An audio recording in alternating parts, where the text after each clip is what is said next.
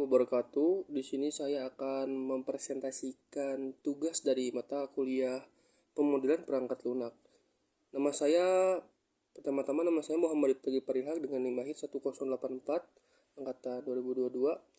Nah, di sini saya akan mempresentasikan PowerPoint yang berjudul Microsoft Service Architecture, yaitu revolusi desain aplikasi modern. Next. Nah, sejarah Microsoft Service Architecture ini berawal dari tahun 2010 yang muncul sebagai solusi atas keterbatasan arsitektur monolitik yang sulit diskalakan dan dikembangkan. Lalu ada pionir adopsi yang dimana Netflix dan Amazon memimpin penggunaan microservice ini untuk meningkatkan skalabilitas dan kecepatan pengembangan produk mereka. Lalu ada evolusi dari SOA, pengembangan menuju microservice yang lebih ringan dan otonom, mengatasi tantangan arsitektur service-oriented arsitektur.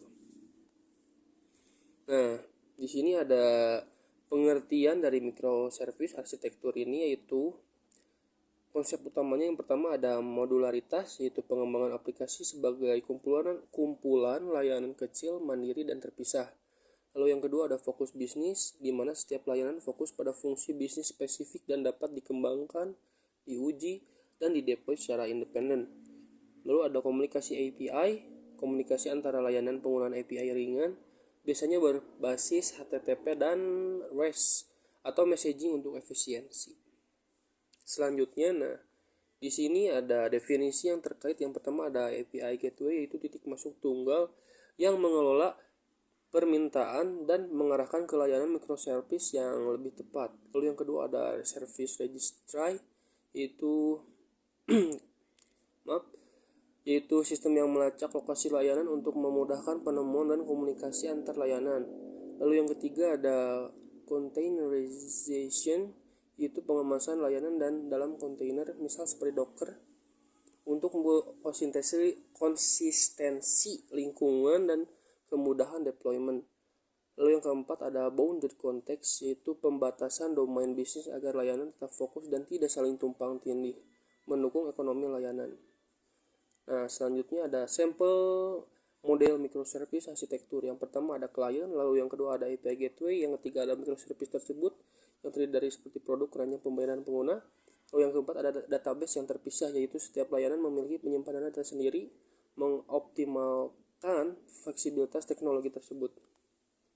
Nah, di sini ada penjelasan cara kerja dari microservice ini. Yang pertama ada layanan independen.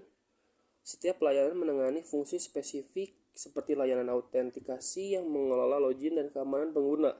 Lalu yang kedua ada komunikasi API, yaitu layanan yang berkomunikasi pada satu sama lain seperti API ini, memungkinkan integrasi dan orkestrasi proses bisnis yang kompleks. Lalu yang ketiga ada deployment dan scaling ya. Di sini deployment ini dan scaling ini dilakukan per layanan yang dimana mempermudah perbaikan dan pengembangan fitur tanpa mengganggu sistem keseluruhan. Nah, di sini adalah contoh dari penggunaan microservice tersebut. Yang pertama ada pada aplikasi Netflix. Di sini pada aplikasi ini memecahkan layanan streaming yang menjadi ratusan microservice ya, untuk mencapai skalabilitas dan keandalan yang luar biasa, menangani jutaan pengguna secara bersamaan. Lalu yang selanjutnya ada aplikasi Amazon juga. Di sini mengelola jutaan yang transaksi dengan layanan terpisah untuk inventaris, lalu pembayaran dan pengiriman, memastikan operasi e-commerce ini yang efisien dan responsif. Nah, di sini ialah bagian keuntungan dari microservice arsitektur ini ya. Yang pertama ada skalabilitas fleksibel, yang dimana layanan dapat diskalakan secara independen sesuai kebutuhan kita ya, tanpa mempengaruhi seluruh aplikasi yang lain lah gitu. Lalu yang kedua ada pengembangan yang cepat, di mana tim kecil dapat bekerja secara mandiri, mempercepat proses pengembangan dan iterasi fitur. Nah, lalu yang ketiga ada resiliensi yang tinggi, di mana pada kegagalan atau layanan yang tidak sesuai akan menyebabkan sistem mati secara total. Nah, meningkatkan ketersediaan aplikasi. Lalu yang keempat ada kebebasan teknologi, yang dimana setiap pelayanan dapat memiliki teknologi yang paling sesuai, mendorong inovasi dan efisiensi. Selanjutnya di sini ada kerugian dari microservice arsitektur ini. Yang pertama ada kompleksitas manajemen, lalu yang kedua ada tantangan komunikasi, yang ketiga ada infrastruktur yang canggih, lalu yang keempat ada overhead jaringan. Nah, di sini ialah kesimpulan yang dapat saya paparkan dari poin-poin yang tadi saya sampaikan. Yang pertama, microservice ini ialah paradigma arsitektur yang memungkinkan aplikasi lebih modular, scalable, dan cepat beradaptasi. Lalu yang kedua ada cocok untuk organisasi yang ingin mempercepat inovasi dan meningkatkan keandalan sistem mereka. Namun, implementasinya memerlukan perencanaan yang matang dan investasi infrastruktur yang signifikan untuk mengelola kompleksitasnya.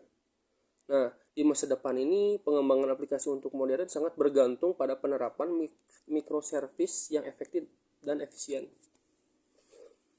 Nah, mungkin sekian saja presentasi dari yang dapat saya paparkan. Maaf apabila ada kesalahan dalam bertutur kata.